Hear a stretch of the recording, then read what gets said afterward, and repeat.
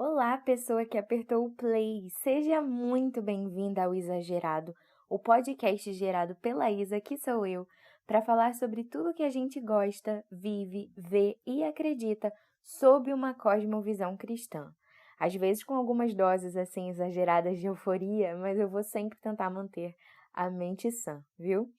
Espero que minha voz te encontre em uma boa hora e quero desejar um bom dia, boa tarde, boa noite, sei lá que horas são aí onde você está. Eu estou muito feliz por ter você aqui para essa primeira conversa, entre aspas, né? E é por causa das aspas que te convido a interagir comigo lá no Instagram, para que a gente possa, assim, de fato, bater um papo legal. O meu perfil é @IsabellaFreixo, Isabela com S, um L só, Freixo com X, tudo junto. Lá você pode dar a sua opinião sobre o que vai ouvir aqui, além de deixar sugestões de temas para os próximos episódios. Eu também posto uma série de outros conteúdos criativos e reflexivos por lá, a respeito da vida, fé cristã e mais. Bem, nesse primeiro episódio eu vou focar justamente em algo que mencionei na descrição do podcast, a cosmovisão cristã. O que isso significa e quais são suas implicações práticas, especialmente para pessoas que, como eu, produzem e consomem muita ficção. Daí o tema: ficção versus realidade. Quem vence essa batalha? Então, fica aqui comigo porque esse assunto pode ser útil para você.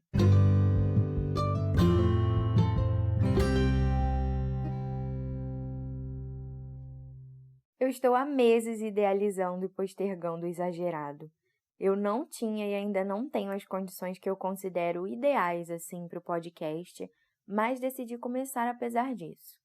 E em breve eu vou fazer um episódio só sobre esse dilema que eu enfrento em muitos outros projetos e situações da vida e talvez seja um dilema para você também. Enfim, essa falta de condições ideais implica em talvez você ouvir assim um pouquinho de ruído ao longo do podcast, ok? Mas eu vou trabalhar para que o conteúdo seja sempre relevante e a entrega evolua a cada dia. Bem, antes de avançar para o tema em si, vou me apresentar bem rapidinho. Meu nome é Isabela Freixo Souza, eu tenho 26 anos, sou casada há 8 meses com meu best friend, Elias Emanuel Souza. Eu sou do Rio e ele de Cuiabá. Nós nos conhecemos aqui em Portugal, onde vivemos há quase 3 anos e atualmente moramos na cidade de Águeda, a terra dos guarda-chuvinhas coloridos. Depois você pesquisa aí no Google para ver um pouquinho. Resumindo minha vida para vocês, eu sou do lar e dos livros. Eu conto e canto sobre a vida e seu autor. Simplificando, eu escrevo livros e contos de ficção cristã e algumas orações em forma de poesia cantada, além de textos diversos no Instagram, como eu disse no comecinho. As minhas músicas autorais gravadas você encontra no meu canal do YouTube, Isabela Freixo, e alguns dos meus trabalhos escritos estão no Wattpad. Boa parte deles, 3 livros e 2 contos da coleção Eternidade, foram retirados do ar para uma nova edição, com previsão de relançamento para o segundo semestre de 2021. Mas tem algumas coisinhas lá no Wattpad que dá para vocês lerem, tá bem? E tudo isso que eu acabei de falar vocês encontram no link da bio no meu perfil do Instagram. E agora sim, sem mais delongas, vamos ao assunto. Eu quero começar compartilhando da minha experiência com a ficção. Eu sempre fui uma grande consumidora de ficção, especialmente obras com ênfase no romance. Apaixonadinha por histórias românticas em todas as suas formas de serem contadas, sabe? Músicas, filmes, novelas, livros. E apesar de ser cristã, infelizmente, por muito tempo, eu estive mais em contato com essas obras de ficção do que com a palavra de Deus, sabe? Eu me enchia mais dessas coisas do que eu lia a Bíblia. Então eu passei a ser mais influenciada por elas do que pela Bíblia. É fato, aquilo que domina nosso tempo será também o que mais influenciará nossa mente. Portanto, se eu e você consumimos mais ficção do que Bíblia, certamente a ficção vai ganhar as batalhas da nossa mente, influenciando nossa maneira de enxergar e entender tudo ao nosso redor. Mas se nós nos dizemos cristãs, entendemos que Cristo é a verdade. A única verdade, portanto, a Bíblia é que deve dominar e determinar a nossa forma de pensar e interpretar todas as coisas, gente, né? Se somos cristãs, é o cristianismo que deve influenciar a nossa percepção de mundo. Isso é ter uma cosmovisão cristã. A grosso modo, assim, né, para explicar, a cosmovisão é a lente pela qual enxergamos tudo ao nosso redor.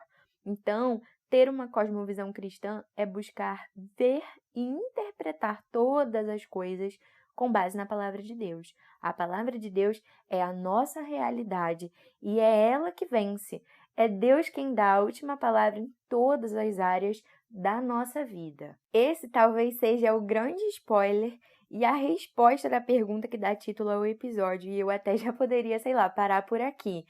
Só que o meu intuito é te ajudar a, assim como eu, desenvolver um olhar um pouco mais crítico quanto a toda a ficção que você consome, aplicando a cosmovisão cristã de modo que você não seja mais influenciada pelo entretenimento do que pela palavra de Deus.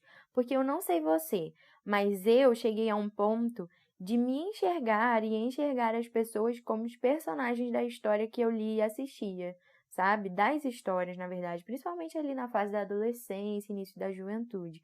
Eu idealizava meu futuro e minhas relações com base na falsa perfeição da ficção. Eu tinha dificuldade para aceitar os meus erros, meu corpo, aceitar os erros dos outros, ou até as suas características e vontades que não atendiam às minhas necessidades e expectativas egoístas, sabe? Especialmente no quesito relacionamentos, tanto familiar quanto romântico ou até mesmo entre amigos, sabe? Eu me deixei influenciar por ideias muito repetidas na ficção, sabe? Assumindo-as como padrão, sendo que não são. O meu e seu padrão como cristãs é e tem que ser a palavra de Deus. Eu não estou querendo aqui dizer com essas coisas que nós devemos deixar de consumir ficção, ou então passar a consumir apenas ficção cristã, sabe? O que eu quero é te incentivar a fazer um consumo consciente, como eu já disse, analisar tudo e reter só o que é bom.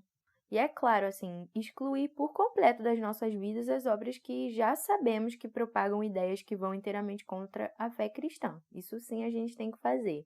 Eu sequer vou entrar na questão de livros e filmes com conteúdo explicitamente hot, por exemplo, porque isso realmente não nos convém e nem cabe aqui a discussão. O que eu desejo, tanto para mim quanto para você, é o desenvolvimento de um filtro, sabe? Um filtro apurado para as obras que parecem inofensivas à primeira vista, que a gente gosta, ou para as partes delas que a gente avalia como zero defeitos, sabe? E fazer isso até mesmo com as obras de ficção cristã que temos consumido. E para isso, precisamos analisar alguns pontos que sempre aparecem na ficção, assim, de modo geral, focando mais na questão de relacionamentos, ok? O primeiro ponto é a busca pelo prazer e a felicidade. Via de regra, o que é propagado na ficção e em toda a nossa sociedade e cultura contemporânea como um todo, assim, é que os nossos relacionamentos são como instrumentos de uma busca justa, com muitas aspas, pelo prazer e felicidade. Então é tipo, custe o que custar, doa quem doer, seja como for. A ficção, em sua maioria, vai pregar essa ideia porque é o que está enraizado na sociedade, né? De que temos que correr atrás da felicidade, porque a felicidade, é o maior propósito da vida. No entanto, nós que servimos a Deus, sabemos que o nosso propósito é ter um relacionamento com o Pai e glorificá-lo nos nossos relacionamentos com as pessoas também e em tudo mais que fazemos, ainda que muitas vezes isso signifique que teremos de abrir mão das nossas vontades, né? Como está escrito em 1 Coríntios 10:31, portanto, se vocês comem ou bebem ou fazem qualquer outra coisa, façam tudo para a glória de Deus, na versão Nova Almeida atualizada. Falta na ficção, muitas vezes, mostrar a necessidade de se buscar as coisas eternas, né? E se a gente se prende mais à ficção, pode acabar pensando mesmo só nas coisas daqui. E por isso é tão válido a gente ler e assistir ficção cristã de qualidade, porque até na hora do entretenimento a gente vai estar em contato com o que mais importa de alguma maneira, né? Não estou aqui só querendo fazer jabá, porque eu escrevo ficção cristã, mas é porque é verdade. Antes de escrever, eu consumi e mudou minha maneira de querer me entreter. Bem, o segundo ponto é a questão da romantização de pecados. O pecado é a realidade do mundo caído, gente. Ele está enraizado em tudo e todos. Então, é mais que natural que os pecados estejam presentes na ficção. E eles têm que estar mesmo para que ela seja verossímil, né? Parecida com a realidade. O problema é que muitas vezes eles são retratados como bons, são maquiados, mostrados como belos, né? Exemplo disso são as centenas de histórias com triângulos amorosos em que nos pegamos torcendo pela terceira pessoa que surgiu depois, né? Já havia ali um compromisso estabelecido por um casal e aí, de alguma maneira, chega aquela terceira pessoa que parece mais legal e até melhor que a primeira. E a gente começa a torcer por ela. Somos levados, às vezes, a torcer pelo bandido, torcer pelo traficante, torcer pela menina que desobedece aos pais para viver uma paixão de verão, coisas assim, né? Se a gente não tomar cuidado, pode acabar querendo passar o mesmo pano quente sobre os nossos próprios pecados. E aí a gente vai começar a romantizar tudo que a gente faz de errado, né? Querendo dar uma desculpinha e até nos colocando no papel de vítimas do meio, das circunstâncias ou dos erros dos outros, né? Achando que tudo bem começar errado se nós ou mesmo Deus pode fazer dar certo depois. Não tá tudo bem, né? E quando se trata de ficção cristã, os pecados mostrados têm que ser confrontados de alguma maneira ao longo da narrativa. Fuja de livros de ficção cristã em que isso não acontece. Para entrar no próximo ponto, eu quero fazer um breve pano de fundo, que liga o ponto anterior da romantização dos pecados com o tal do ponto a seguir. Existe, assim, nas histórias de ficção e no mundo de forma geral, uma ideia de que temos que ser nós mesmas. E isso, gente, tá certo apenas em parte, porque a gente sabe bem que aspectos pecaminosos da nossa vida e personalidade precisam mudar. Tá lá em Romanos 12:12, assim, e não vivam conforme os padrões deste mundo, mas deixem que Deus os transforme pela renovação da mente para que possam experimentar qual é a boa, agradável e perfeita vontade de Deus. Então, assim, a nossa mente, a nossa vida precisam ser renovadas. Nós precisamos de transformação para que o nosso padrão seja Cristo. Portanto, assim, não podemos passar pano quente no pecado, como eu já falei, né? Nem nos pecados da vida real, nem nos da ficção. O que é pecado e ponto final. E aqui nós entramos no terceiro ponto: vilões, mocinhos e heróis. Na maioria das histórias de ficção, o protagonista, né, o mocinho, é bonzinho, ele às vezes é até uma vítima de algo ou de alguém, né? E em muitos casos também até o vilão é mostrado como vítima de alguma situação que o levou a ficar daquele jeito. No entanto, nós já falamos aqui que o pecado impera sobre as pessoas, né? A palavra de Deus vai dizer também em Romanos, capítulo 7, versículos 19 e 20. Porque não faço o bem que eu quero, mas o mal que não quero, esse faço. Mas se eu faço o que não quero, já não sou eu quem o faz, e sim o pecado que habita em mim. Traduzindo, o pecado, gente, faz de todos nós vilões de nossas próprias histórias. Porque, assim, apesar de a gente saber o que é bom, muitas vezes a gente vai lá e faz o que é mal. E só há uma solução para isso, né? Jesus Cristo, o Filho de Deus, aquele que morreu em nosso lugar para pagar a dívida do pecado e ressuscitou para nos fazer co-herdeiras de Deus. Aleluia! Sabe o que isso significa? Significa que nós e os nossos pecados somos os culpados, os vilões, sempre. E Jesus é o único herói. E agora chegamos ao ponto que mais vai pesar sobre a ficção cristã. Dói em mim um pouquinho, porque eu já errei muito nesse sentido e tenho buscado corrigir. É uma das coisas que eu estou corrigindo nos meus livros que eu tirei a publicação, né? E tô fazendo essa reedição. É a questão da narrativa versus normativa. A grosso modo, são dois conceitos usados assim que nós podemos usar para diferenciar textos bíblicos mesmo. Eu já os entendia antes de saber seus nomes propriamente ditos, tá? Mas é fundamental entendê-los para fazer uma leitura mais crítica das ficções cristãs também que a gente consome ou escreve, como no meu caso, entendeu? Porque já que a gente escreve ficção cristã, a gente vai estar se baseando na palavra de Deus de alguma maneira, mas precisamos entender a diferença entre narrativa e normativa, né? E aí, para entender essa diferença, eu vou ler mesmo o exemplo que uma querida escritora e colega de ficção cristã usou numa recente conversa nossa. Ela disse assim, olha, na história de José, Deus o levou ao cumprimento do seu propósito pelo sofrimento, usando o pecado dos seus irmãos e da mulher de Potifar para a glória e propósito dele, ou seja, de Deus, né? Vemos que no fim, apesar dos pecados, Deus se manifestou pela graça. E aí eu quero aqui fazer um parêntese, né, no meio do que ela disse.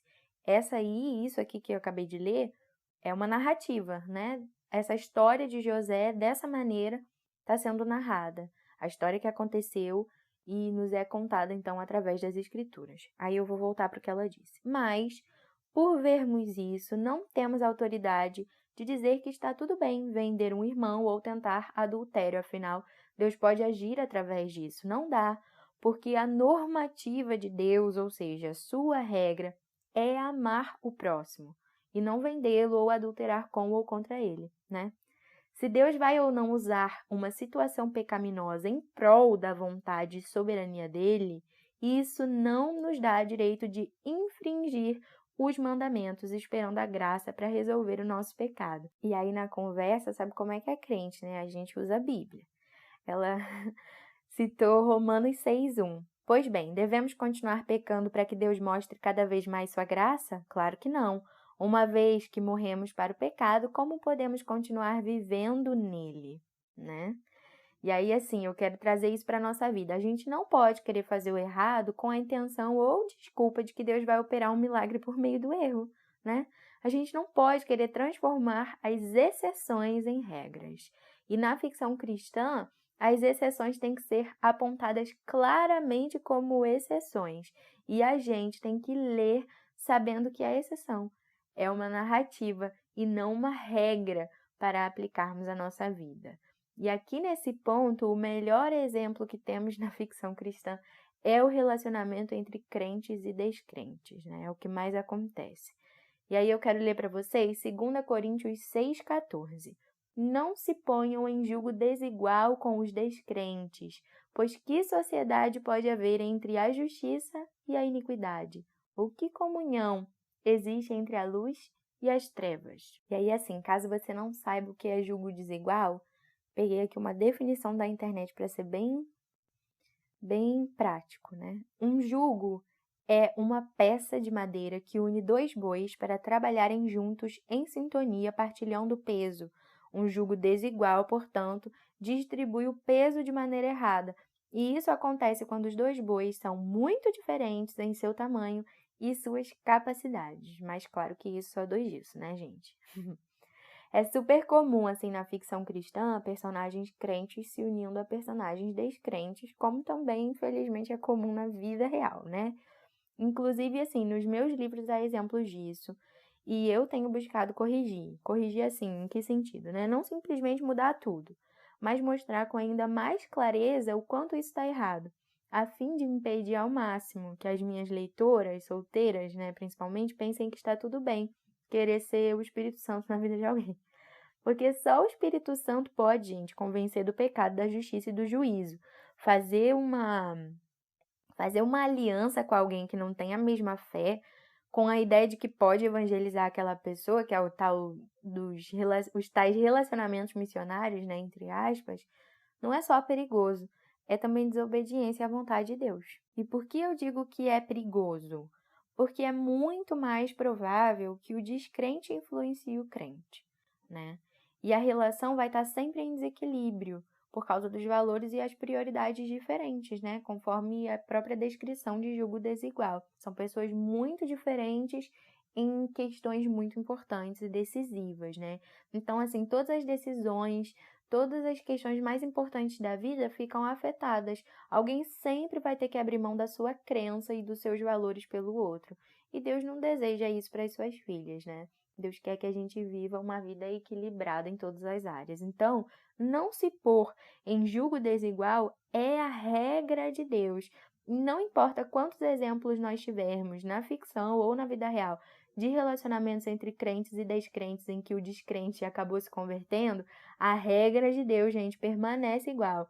Então, menina solteira que me escuta, não queira aplicar uma exceção à sua vida, viu? Deus te ama e deixou um manual para o seu bem. Então, ouça, leia e pratique. Para terminar, eu tinha separado algumas histórias, né? Filmes, séries, livros, entre os meus preferidos para analisar com vocês, mas aí ficaria muito grande o podcast. Em vez disso, eu vou fazer lá no meu Instagram, tá?